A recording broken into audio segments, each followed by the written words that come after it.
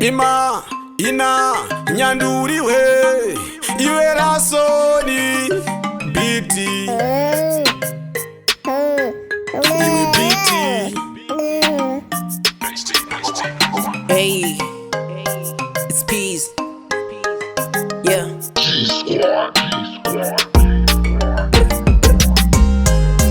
Nyalala uchema, ishe vanoona, pukuta msudzi unochengetwa nedenga. Nyalala uchema, ishe vanoona, pukuta msudzi ramangwana rako rakajeka. Nyalala uchema, ishe vanoona, pukuta msodzi unochengetwa nedenga. Nyalala uchema, ishe anoona, pukuta msodzi ramangwana rakajeka. Ona misodzi yoyerera pamatama yomerera upenyu orema zvinhu zvopresa pakuda presa padi kuneta kanda mapreya rambochitenda mberi uchienda zvinomboende makatomborema hapadi kufema panoda kusenza kuti kugoseva vangani vakazviita zvakuwega zogoramba usechisisembonipita kuramba kushanda nopfuma sei usakuita sati wasvika rwendo roupenyu roda kushinga munamo nemumatambudziko kudenga kuna nokupa zambuko.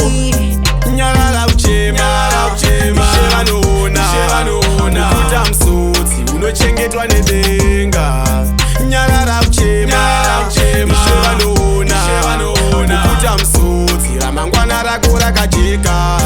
Nyalala uchema, ishe vanoona, pukuta msodzi unochengetwa nedenga.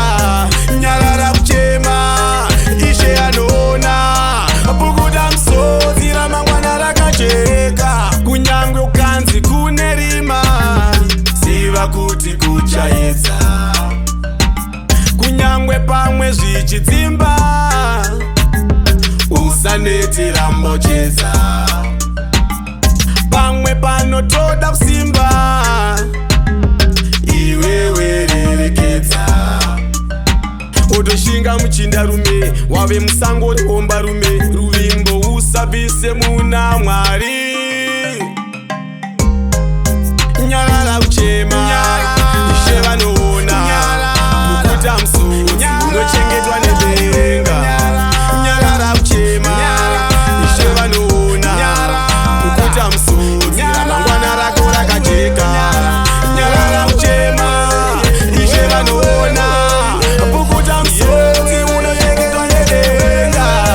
Nyalala uchema, ishe anoona, pukuta msodzi ramangwana rakajeka. Yaounde, Yaounde, Nyara.